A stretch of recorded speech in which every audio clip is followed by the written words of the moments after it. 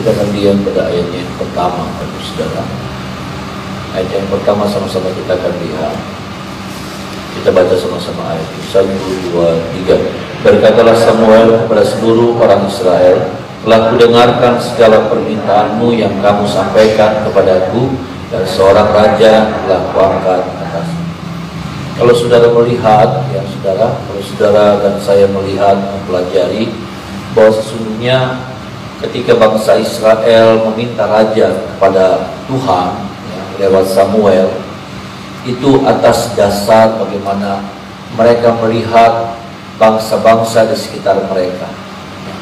Bangsa-bangsa di sekitar mereka ini punya raja ya.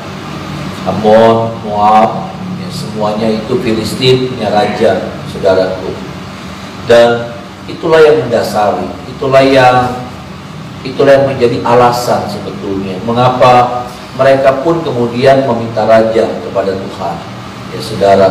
Padahal sebetulnya sistem yang Tuhan buat, ya, sistem kepemimpinan yang Tuhan buat adalah berbeda dengan yang ada dengan bangsa-bangsa yang ada di sekitar bangsa Israel ya.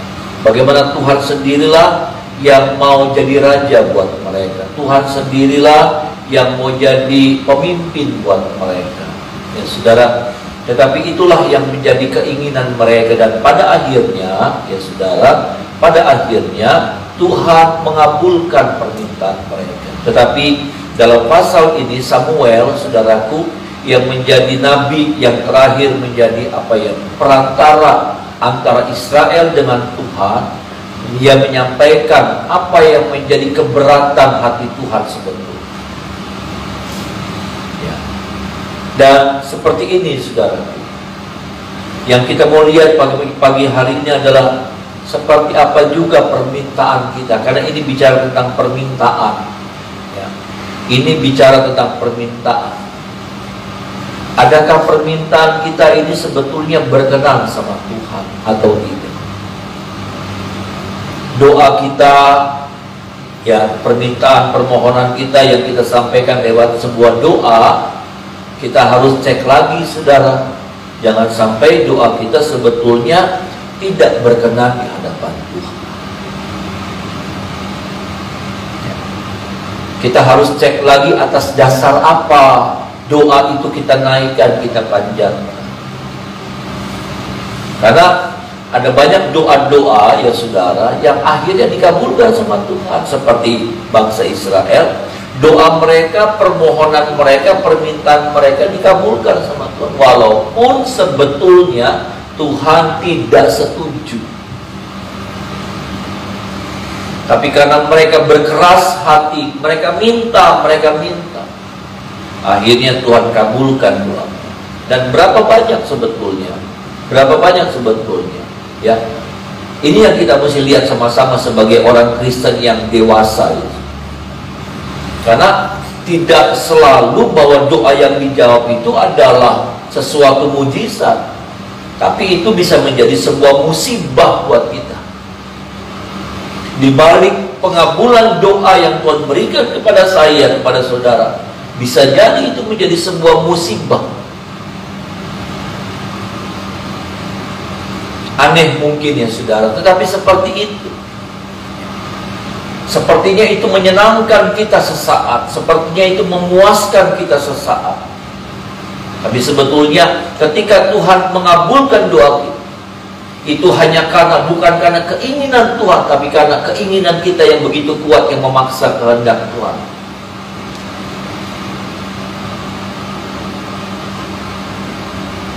Ada yang seperti itu saudara, bukannya tidak ada. Ada doa-doa yang kita naikkan sebetulnya nggak berkenan sama Tuhan, tetapi pada akhirnya karena satu dan dua hal akhirnya Tuhan kabulkan doa itu. Tapi itu tidak menjadi kebaikan pada akhirnya. Jangan sampai saudara, ya, jangan sampai doa kita seperti itu. Jangan sampai permohonan kita akhirnya mencelakakan diri kita sendiri.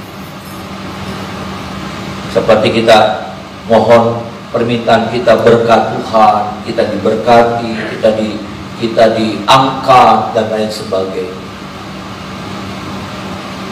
Yang kita mesti cek lagi, Bapak Ibu Saudara, adakah hal-hal seperti itu sudah sesuai dengan kehendak Tuhan?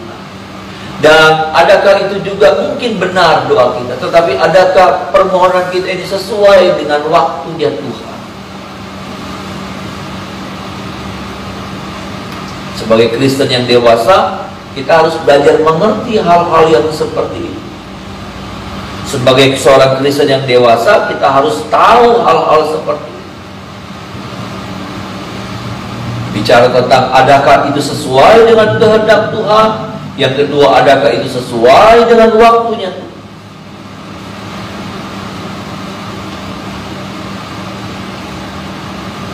Ini Bapak Ibu Saudara, biarlah ini menjadi sebuah perenungan buat kita bersama, Bapak Ibu Saudara, karena ada banyak hal yang keliru yang sebetulnya yang saya dan saudara lakukan. Ada banyak hal yang keliru, yang pada akhirnya Tuhan kabulkan itu bukan karena Tuhan memang berkehendak, tapi karena kekerasan hati kita, yang pada akhirnya mendatangkan sesuatu yang tidak baik. Buat Israel itu sebetulnya tidak baik.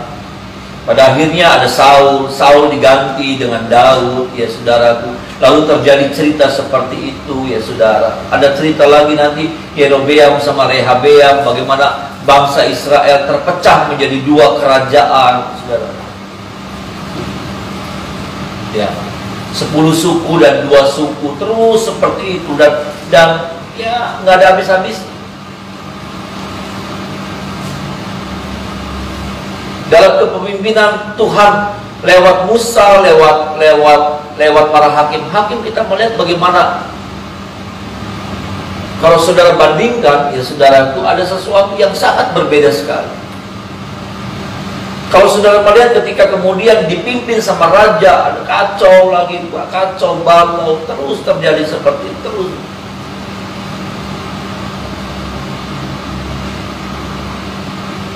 Itu saudara. Mari sama-sama kita lihat, tiap-tiap kita punya doa. Hari-hari ini saya tidak tahu doa seperti apa yang saudara sedang naikkan sama Tuhan. Doa-doa seperti apa yang saudara panjatkan sama Tuhan. Tapi mari sama-sama kita cek lagi, adakah doa kita ini berkenan sama Tuhan? Itulah sebabnya firman Tuhan mengajarkan sama kita untuk kita sebagai orang percaya, kita belajar berserah terhadap kehendak Tuhan. Ada amin, saudara?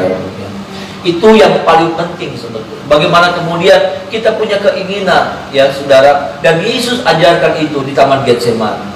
Yesus ajarkan itu. Saudara bayangkan ya. Yesus punya kehendak. Yesus punya keinginan pada waktu itu. Apa itu keinginannya? Keinginan yang begitu kuat.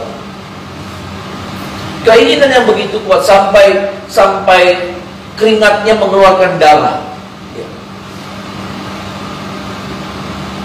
Ariel jelaskan sama saya tentang hal yang seperti itu. Ternyata itu sebuah tekanan, sebuah apa yang begitu luar biasa yang Yesus alami pada waktu. Tetapi di akhir dari doanya, dia memutuskan apa? Biar kehendakmu yang jadi, bukan kehendakku yang jadi. Kita harus belajar masuk dalam doa yang seperti itu. Ada amin, saudara? Kita harus masuk. Kristen yang dewasa akhirnya mengajarkan kepada kita untuk kita masuk dalam doa, memiliki doa yang punya kualitas seperti itu. Doa yang berserah, doa yang menyerahkan sepenuhnya pada kehendak Bapa. Yesus mau supaya cawan ini lalu, cawan ini disingkirkan, cawan ini dibuang. Bisa. Kalau pada waktu itu Yesus ngotot minta sama Bapa, cawan itu lalu. Tapi kemudian kehadiran Yesus jadi tidak ada arti. Kenapa? Karena kehadiran Yesus itu goalnya adalah keselamatan jiwa-jiwa. Ada amin, saudara. Lewat apa? Lewat kematian di atas bukit Golgota. Dan saat itu ketika itu cawan itu disingkirkan, maka gol itu nggak pernah terjadi. Iblis nggak pernah dikalahkan di atas kayu salib. Dan apa? Dan rencana Bapa gagal.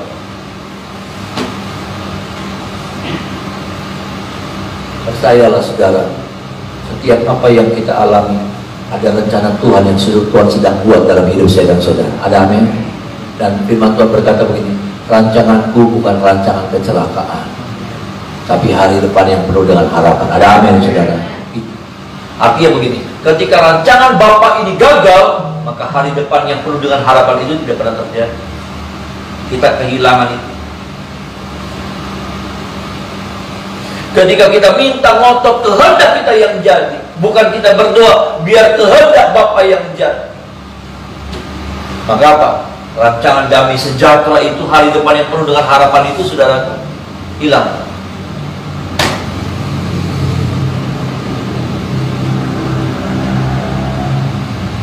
Tidak mudah, saudara. Saya juga tidak bilang bahwa masuk dalam kehendak Bapa. Kenapa? Karena Yesus tahu, saudara, betapa menderitanya dia, betapa harus dia masuk dalam sebuah penderitaan yang luar biasa.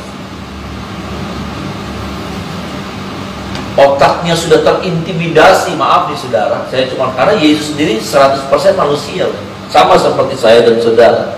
Pada waktu kita sedang menghadapi masalah, sebetulnya peperangannya di sini.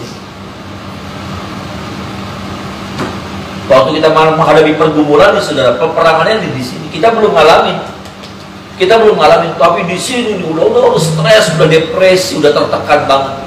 Sama Yesus juga. Makanya apa? Dengan berdoa sambil mencucurkan keringat darah, dia minta sama Bapa, kalau boleh lakukan cawan ini.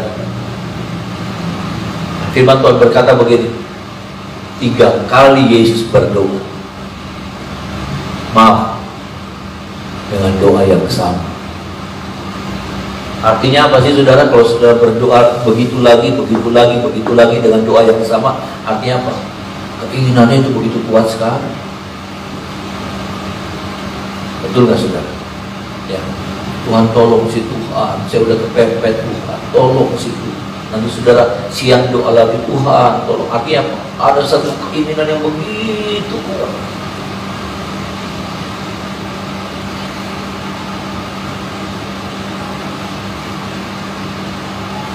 Tapi selalu doa ini diakhiri dengan apa? Ini doanya sama. Hebatnya Yesus. Yesus mengajarkan sesuatu yang luar biasa sama saya. Doanya sama. Pengen melakukan cawan ini.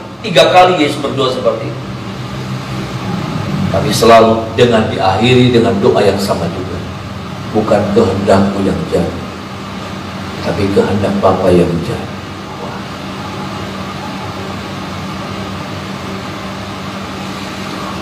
Biarlah doa kita memiliki doa kualitas yang seperti itu. Ada amin saudara. Kita punya keinginan, Tuhan pengen si Tuhan, tapi kehendak Tuhan yang jadi. Tuhan pengen si Tuhan, tapi kehendak Tuhan yang jadi. Dan kehendak Tuhan itu sempurna adanya. Ada amin saudara. Kehendak Tuhan itu sempurna. Kehendak Tuhan itu gak pernah jadi kacau balau. Dia bisa merawut seperti benang kusut. Mungkin dalam perjalanannya seperti benang kusut. Mungkin dalam perjalanan masuk pada sebuah rencana yang indah itu seperti benang kusut.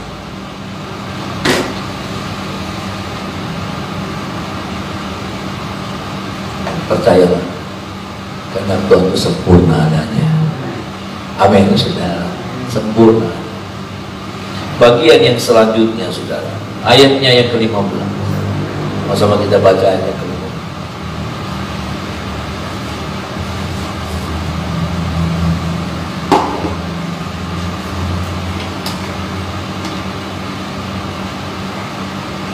Ayatnya yang ke-15 saudara. Sama-sama kita baca ayat yang ke-15. 1, 2, 3. Tetapi jika kamu tidak mendengarkan firman Tuhan dan kamu menentang titah Tuhan, maka tangan Tuhan akan melawan kamu dan melawan raja. Ayat ini dengan jelas berkata, tetapi jika kamu tidak mendengarkan firman Tuhan dan kamu menentang titah Tuhan, maka tangan Tuhan akan melawan kamu dan melawan raja. Saudara, ini menjadi kunci kehidupan. Ini menjadi standar kehidupan kekristenan. Orang yang menjadi pelaku firman, saya percaya saudara, dia dalam perlindungan Tuhan. Ada amin saudara. Dia dibedakan itu. Orang yang selalu melakukan firman Tuhan, dalam hidupnya dia belajar melakukan firman Tuhan. Saya percaya dia nggak menentang titah Tuhan. Saya percaya hidupnya, roh, jiwa, tubuhnya selalu dalam perlindungan Tuhan.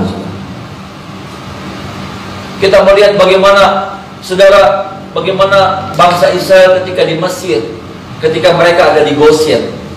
Ya saudara, ketika mereka ada di Goshen, ya ada roh maut. Ada roh maut, saudara. Masuk, beredar di seluruh tanah Mesir. Tidak ada satu jengkal pun yang tidak terlewati sama roh maut, malaikat maut. Kalau kita bicara Mesir, kita bicara dunia. Ya. Orang-orang tua kita mengajar, para pengkhotbah mengajar bahwa Mesir itu gambaran daripada dunia. Dan saat itu saudara, malaikat maut itu sedang merajalela, sedang ada di seluruh tanah Mesir. Seluruh tanah Mesir. Ada waktu-waktu di mana tulah itu datang dan Goshen terlindungi. Ada di mana saat-saat ketika tulah ini, hukuman Tuhan datang saudara, maka Goshen dibedakan. Ada. Tetapi saat itu saudara, semua dilanda. Goshen semuanya dilanda, nggak ada yang tidak terlanda. Malaikat maut juga masuk di Goshen. Makanya apa saudara? Makanya Tuhan sebelumnya bilang sama bangsa Israel, Tuhan bilang sama bangsa untuk mengantisipasi. Kenapa? Karena saat itu Goshen tidak dilindungi, saat itu Goshen tidak diistimewakan. Tapi pada waktu kapan orang-orang Israel diistimewakan? Pada waktu tiap rumah ini ada laburan darah.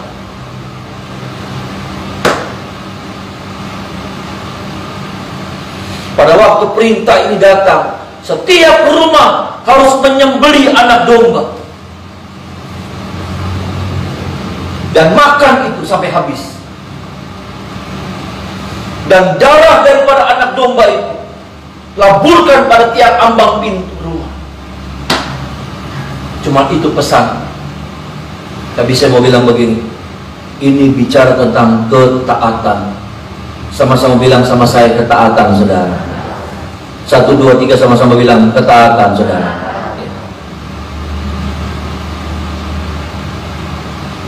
Dalam nama Yesus saya sampaikan ini saudara.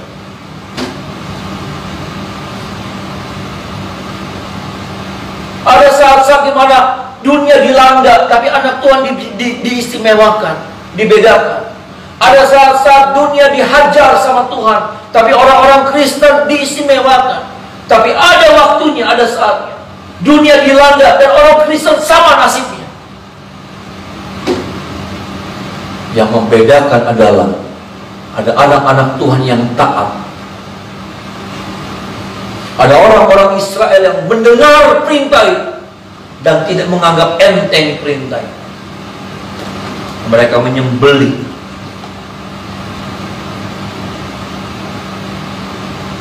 Mereka miskin loh saudara. Ini saudara mesti ingat. Mereka tuh miskin. Kenapa? Karena waktu mereka ada di Mesir, mereka tuh budak. Artinya begini, itu tuh sesuatu yang berharga buat mereka. Domba, anak domba itu tuh sesuatu yang berharga. Mungkin mereka mesti beli dengan uang yang pas-pasan, dengan uang yang ngais-ngais. Aduh. Uang-uang yang tersisa yang ada, mereka harus beli anak domba. Mereka bukan orang kaya, ingat Tapi karena mendengar perintah Tuhan, firman Tuhan, mereka belajar taat dan melakukan. Dan pada akhirnya ini yang membedakan. Bisa bilang amin, saudara. Ketaatan saudara itu yang membedakan saudara dengan orang-orang lain.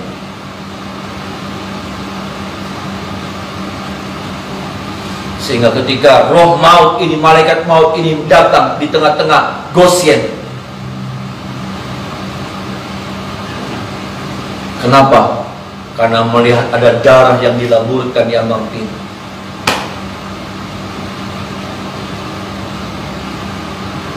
Roh maut ini lewat.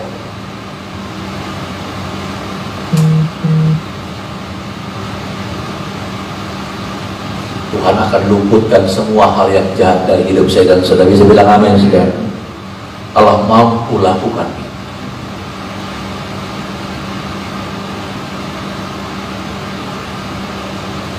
Saya kena COVID. Hari Sabtu saya tepar, sakit kepala luar biasa.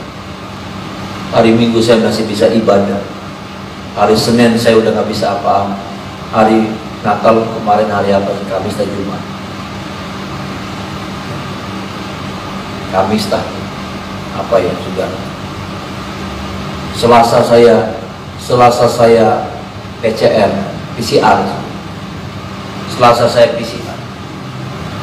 Supaya apa? Supaya Rabu keluar hasilnya, karena PCR itu 1 hari. Karena Kamis saya mau Natal, saya mesti pelayanan Natal.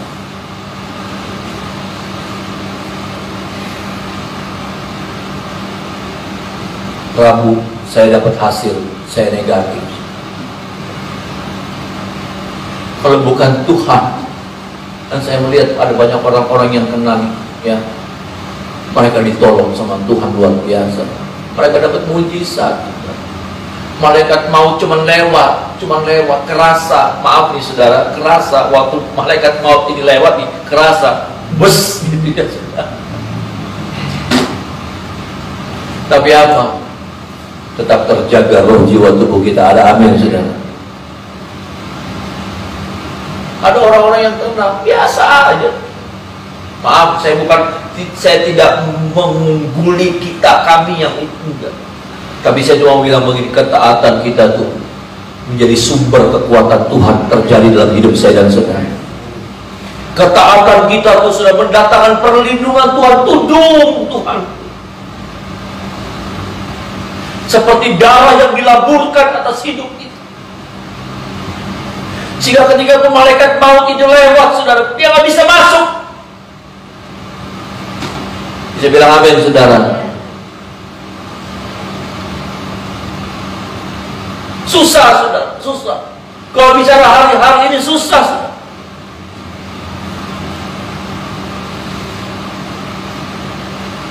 Kita nggak bisa deteksi. Orang kan saya bilang, Om, saya udah cuci tangan semua, pakai masker, nggak nyentuh apa, toh tetap kena ya, Om.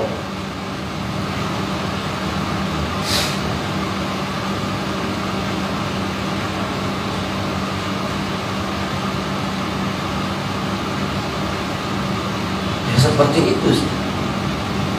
Tapi saya boleh lihat, saudara, kakak saya dibilang positif, ya, pendeta Edu, sudah. Pendeta Edu dibilang positif suami istri. Saya bilang cek lagi, ini lagi. Negatif sekarang. Dia cuma bingung, dia kan cuci darah. Dia cuma minta Tuhan pernah buat itu sama saya. Cuma berapa hari saya kena COVID, habis itu saya sembuh. Dan saya percaya Tuhan juga bisa buat itu buat kakak saya. Dan kakak saya sudah dinyatakan negatif. Kita punya Tuhan yang hebat, ada amin, saudara. Di atas segala-galanya saya juga nggak boleh bilang begini. Darah saya darah tinggi, ya makan kambing, ya darah Yesus lebih tinggi daripada darah tinggi, itu mengacau, saudara. Kalau itu mengawur, ya saudara. Saya makan durian, ya tenang aja, darah Yesus lebih tinggi daripada darah tinggi. Ya nggak boleh kalau begitu, itu mah mencobai, ya, saudara. Tapi ini sekarang kita ini nggak bisa buat apa-apa. Kita tuh nggak berdaya, saudara. Toh saudara mau jaga pakai, sekarang pemerintah bilang begini, pakai maskernya double. Jangan pakai maskernya single, double. Waduh, saya kalau pakai masker double mati kayaknya saudara. Bukan karena COVID, karena matinya gara-gara nyesek. Apalagi khotbah mesti pakai ini. Aduh, kemarin saya pemberkatan nikah pakai ini. Aduh, ampun. Enggak, saya tidak meremehkan, saya tidak menganggap, saya tidak bilang enggak usah, enggak. Kita masuk pada sebuah situasi di mana kita nggak bisa, kita nggak tahu mesti ngapain, kita nggak tahu mesti ngapain. Iya kan saudara? Ponakan saya tuh saudara, ya, om saya nggak nyentuh, dia ke Semarang, ya, dia ke Semarang. Om saya nggak nyentuh apa-apa, saya pakai masker, nggak pernah tak copot masker. Kok kena juga? Susah saudara, susah. Tapi buat saya sudah sekali lagi, ketaatan kita mendatangkan pertolongan Tuhan buat saya dan saudara. Ketaatan kita akan menjadi tudung. Tuhan pernah menghadirkan tudung itu.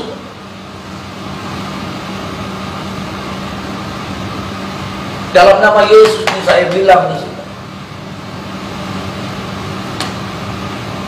Dan saya yakin saya tidak salah, karena saya menyampaikan kebenaran firman Tuhan. Ketaatan. Mungkin sudah bilang begini, ya minum perjamuan suci bayi ya Pak Gemi tiap hari. Nggak ada arti kalau hidup tuh nggak pernah taat. Bukan tentang darahnya, tapi apa yang kita harus lihat dari kisah itu adalah apa? Ketaatan orang Israel, ketaatan tiap-tiap rumah tangga itu, saudara.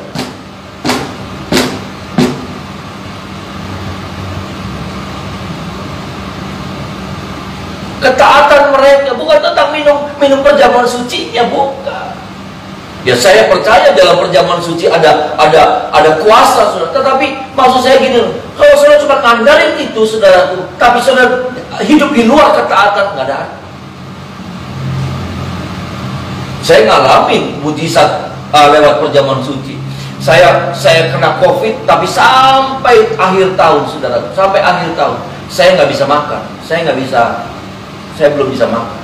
Dari tanggal 25 tuh saudara, saya sembuh ya sampai akhir tahun tanggal 31. Tapi waktu tanggal 31 kita perjamuan suci, saudara. Saya makan perjamuan suci, tubuh Tuhan, darah Tuhan.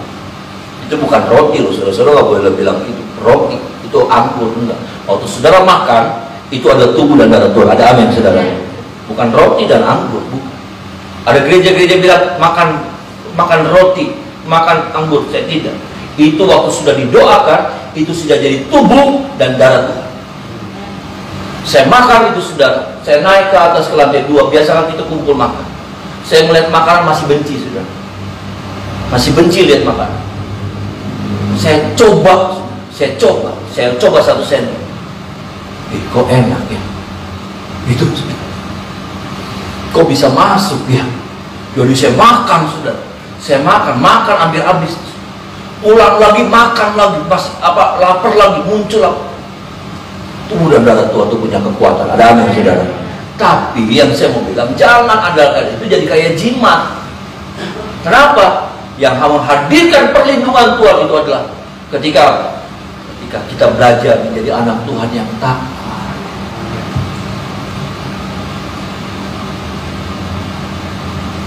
Saya percaya, saudara. Saya percaya. Saya dan saudara dalam perlindungan Tuhan, saudara. Ya, nggak tahu bagaimana caranya, nggak ngerti. Karena kita susah, saudara. Kita lagi ngadepin musuh yang kalau mesti dilihat tuh mesti pakai mikroskop.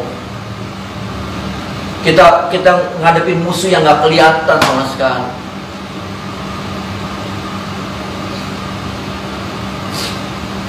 Kita mesti hati-hati. Saya tidak bilang copot masker, saudara, dalam nama Yesus. Enggak, jangan.